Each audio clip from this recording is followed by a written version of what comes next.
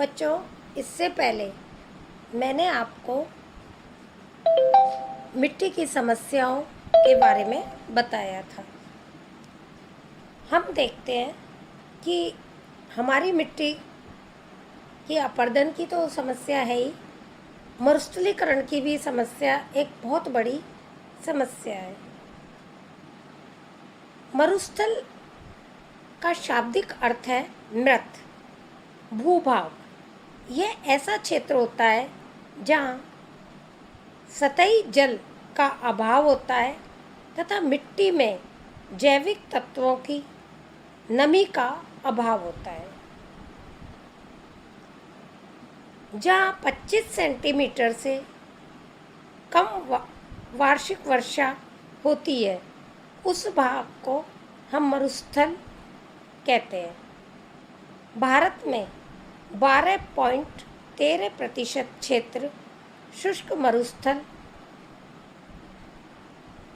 तथा 29.13% शेष अर्ध मरुस्थल पाया जाता है। पश्चिम राजस्थान में स्थित थार का मरुस्थल इसका महत्वपूर्ण उदाहरण है। इसके अंतर्गत राजस्थान के 16 जिले हैं। मरुस्थल भूमि का विस्तार तेजी से अर्धशुष्क मैदान की ओर होता जा रहा है। इसके कई कारण हैं, जैसे तीव्र जनसंख्या में वृद्धि, अनियंत्रित पशुओं की चराई, वनों का विनाश होना, जलवायु में परिवर्तन, भूमिगत जल के स्तर में गिरावट, अकाल तथा सूखे की समस्या, भूक्षरण तथा गाद की दर में वृद्धि, क्षारीयकरण ऐसे हैं। मरुस्थल के प्रसार में राजस्थान के सीमावर्ती राज्य जैसे उत्तर प्रदेश, हरियाणा, पंजाब, मध्य प्रदेश का पर्यावरण भी इससे बचा नहीं है। उसके ऊपर भी इसका बहुत खराब प्रभाव पड़ रहा है, जैसे कि रेत का बहना, वायु तथा जल द्वारा मिट्टी का कटाव, तीव्र गति से वनों का विनाश, नदियों और झीलों में गाद का जमाव, भूमि जल का स्तर दिन प्रतिदिन कम होता जा रहा है। पेयजल कुएं वगैरह वो सूखने लगे हैं। खाद्यान्न का जहाँ उत्पादन पहले अधिक होता था, धीरे धीरे उसके उत्पादन में कमी आ रही है। जलाऊ लकड़ी जो आसानी से प्राप्त हो जाती थी, उसकी कमी होती जा रही है। उपजाऊ भूमि नष्ट होती जा रही है। बंजर भूमि में वृद्धि होती जा रही है। पशुओं के लिए चारे की कमी हो रही है और अकाल की समस्या पैदा होने की आशा बढ़ती जा रही है। अतः यदि मरुस्थल को नहीं रोका गया तो वह समय दूर नहीं है जबकि खाद्यान्न, व्यापारिक कच्चे माल संबंधी फसलें धीरे धीरे भारत में पैदा होनी कम हो जाएंगी। अतः बढ़ते हुए मरुस्थल को रोकना बहुत आवश्यक है। इसके लिए हम कई उपाय अपना सकते हैं, जिससे कि हमारी ये मरुस्थल की बढ़ती हुई प्रॉब्लम धीरे धीरे कम हो जाएगी। जिन अंतरालों में मरुस्थल का विस्तार हो रहा है, उनमें घनी पादप सुरक्षा मिट्टी बनानी आवश्यक है। राजस्थान तथा पड़ोसी राज्यों में वृक्षारोपण पर बल देना चाहिए, अर्थात अधिक से अधिक वन लगाने पर बल दिया जाना चाहिए तथा वृक्षों की कटाई पर पूरी तरह रोक लगानी चाहिए। राजस्थान के 31.31% अर्धशुष्क क्षेत्रों पर सघन वृक्षारोपण से जलाऊ लकड़ी की भी समस्या दूर हो सकती है। जल संरक्षण, मृदा संरक्षण के लिए आवश्यक वृक्ष प्रजातियों के कटान पर प्रतिबंध लगाए जाने चाहिए, अर्थात वृक्षों की कटाई पर रोक लगाई जानी चाहिए। वायु द्वारा रेत भाप को रोकने के लिए लोहे की चादरें दीवार के रूप में खड़ी की जाएं, तो मरुस्थल होने से भूमि रुक सकती है, क्योंकि यदि दीवारें बना दी जाएंगी तो हवा तेजी से आएगी तो वह मिट्टी को उड़ाकर आगे नहीं लेके जा सकेगी। नहरों और सड़कों के किनारे घने वृक्ष लगाए जाने चाहिए।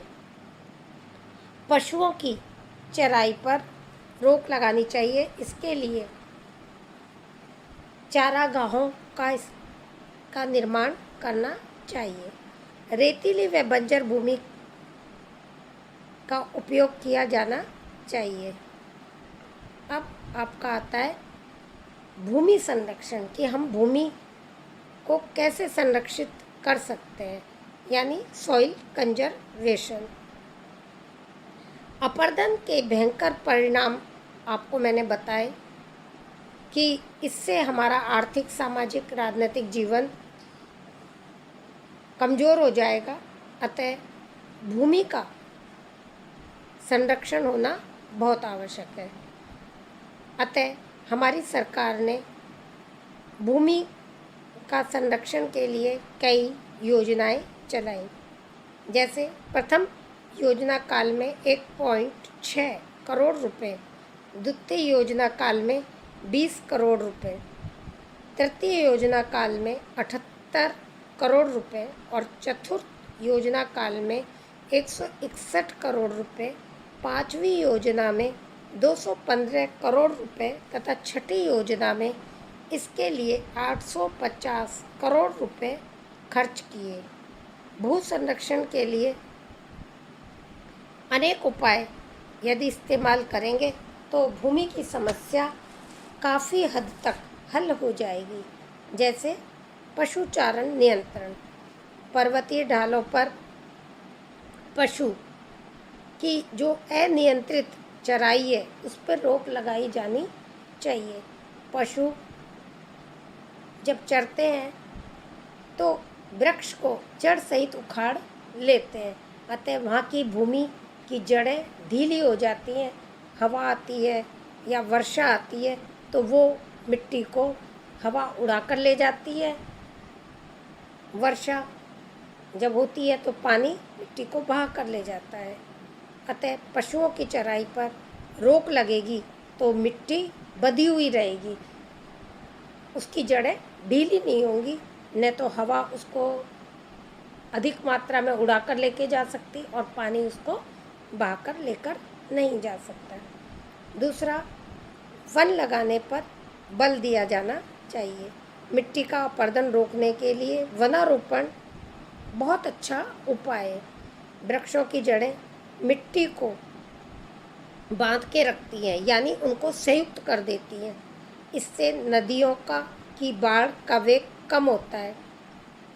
मूसलाधार जब वर्षा होती है तो अधिक प्रभाव भूमि पर नहीं पड़ता। वृक्ष भूमि की जड़ों द्वारा नमी प्राप्त करते हैं और पत्तों द्वारा वायु में पहुंचाते हैं। यह नम वायु वर्षा की प्राप्ति में भी सहायक होती है।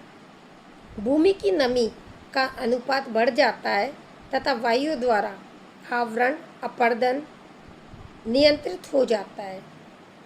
वनारोपण द्वारा बढ़ते हुए थार के मरुस्थल को रोका जा सकता है।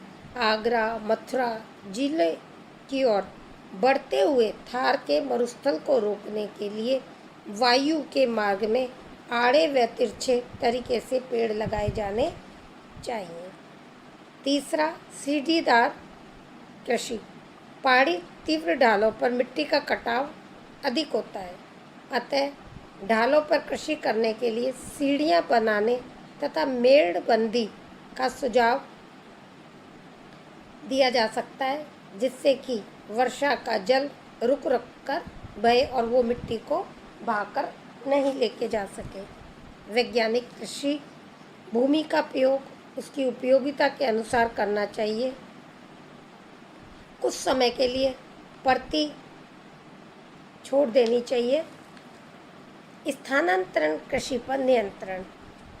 देश के जिन भागों में स्थानांतरण कृषि प्रचलित है, वहाँ के निवासियों को कृषि की अन्य पद्धतियों को अपनाने के लिए बल दिया जाना चाहिए।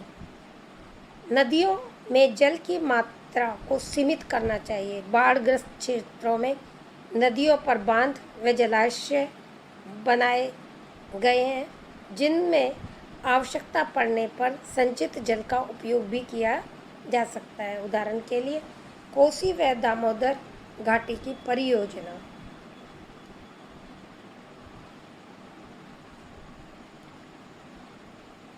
इसके अतिरिक्त पंचवर्षीय योजनाओं के अंतर्गत भूमि संरक्षण और भी कार्यक्रम चलाए गए। पंचवर्षीय योजना में कृषि के विकास के लिए भूमि संरक्षण पर विशेष महत्व दिया है। राज्यों एवं केंद्रीय सरकार द्वारा मिट्टी व जल संरक्षण की अनेक योजनाएं चलाई जा रही हैं। इन योजनाओं का मुख्य उद्देश्य भूमि अपरदन व भूमि के उपजाऊपन,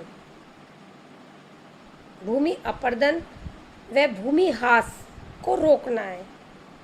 भूमि स्वस्थ और उपजाऊ बने, मिट्टी में नमी बनाए रखना है।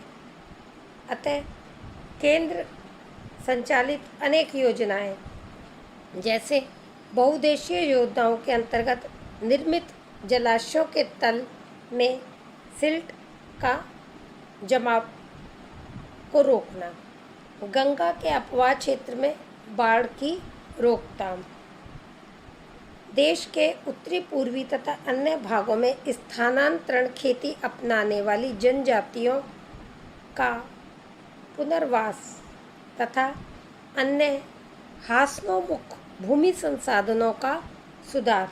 इन उद्देश्यों की पूर्ति के लिए उचित मिट्टी व जल संरक्षण संबंधी उपाय अपनाए जा रहे हैं तथा बाढ़ नियंत्रण के लिए विशेष उपाय किए जा रहे हैं। बाढ़ग्रस्त नदी जल ग्रहण क्षेत्रों तथा नदी घाटी की परियोजनाएं लगभग 776 जल विभाजकों में केंद्र द्वारा संचालित योजनाएं चालू हैं। बाढ़ग्रस्त नदियों के क्षेत्रों में 0.96 मिलियन है भूमि का उपचार किया जा चुका है। बहुउद्देशीय योजनाओं के अंतर्गत निर्मित जलाशयों में सिल्ट का जमाव रोकने के लिए केंद्र द्वारा 17 राज्यों, दामोदर घाटी निगम क्षेत्र में 27 जल ग्रहण क्षेत्रों में सरकार ने काम शुरू कर रखा है। 7वीं योजना के दौरान गंगा अपवाह क्षेत्र में 8 बाढ़ग्रस्त नदियों के क्षेत्र में समाकलित जल विभाजक प्रबंध योजनाएं चालू की गई हैं। इसी प्रकार पंजाब, हरियाणा, उत्तर प्रदेश में क्षारीय मिट्टी के उपचार की योजना 7वें योजना काल में आरंभ की गई, जिसे बाद में 8वीं योजना वार्ता में गुजरात, मध्य प्रदेश, राजस्थान में भी चालू किया गया। स्थानांतरी कृषि पर नियंत्रण तथा झूमिंग कृषकों को पुनर्वास के लिए अरुणाचल प्रदेश, मिजोरम, असम, मेघालय, मणिपुर, त्रिपुरा, नागालैंड, उड़ीसा, आंध्र प्रदेश में विशेष कार्यक्रम अपनाए गए। इसी प्रकार अखिल भारतीय भूमि उपयोग सर्वेक्षण संस्था ने 4 प्रादेशिक तथा 3 उपकेंद्रों में सर्वेक्षण संबंधी कार्यक्रम चालू किए। विश्व बैंक द्वारा सहायता प्राप्त परियोजनाओं में उत्तर प्रदेश में हिमालय जल विभाजक प्रबंध परियोजना तथा आंध्र प्रदेश, कर्नाटक, मध्य प्रदेश एवं महाराष्ट्र में जल विभाजक विकास की पायलट परियोजना के अंतर्गत जल विभाजक विकास समिति का गठन किया गया। इसी प्रकार राष्ट्रीय भूमि उपयोग संरक्षण बोर्ड देश के भूमि संसाधन के प्रबंध तथा विकास की ओर विशेष ध्यान दे रहा है। इन सभी उपायों से भूमि दिन प्रतिदिन जो अनुपजाऊ भाग में परिवर्तित हो रही थी, धीरे धीरे उसमें कमी आती जा रही है। इस प्रकार सरकार के अथक प्रयास मिट्टी को उपजाऊ बनाने में चल रहे हैं। अतः आशा की जाती है कि हमारे देश के अंदर कृषि हमारे लोगों का मुख्य धंधा है। धीरे धीरे चूँकि मिट्टी उपजाऊ होती जाएगी तो खाद्यान्न समस्या, व्यापारिक फसलें संबंधी समस्या हमारे देश में उत्पन्न नहीं हो पाएगी और हमको दूसरे देशों पर निर्भर नहीं रहना पड़ेगा, बल्कि हम जितनी फसलों का हम उपयोग कर सकते हैं उतना हम उपयोग करेंगे। साथ में दूसरे देशों को निर्यात कर अधिकतम आय भी प्राप्त करेंगे। मिट्टी उपजाऊ होगी, फसलों का उत्पादन अधिक होगा, जिससे कि उद्योग धंधे हमारे बढ़ेंगे। तो ये हमारा बच्चों आज जो टॉपिक है, टॉपिक सॉइल मिट्टी अपना समाप्त हो गया है। अब नया टॉपिक अपन शुरू करेंगे। धन्यवाद।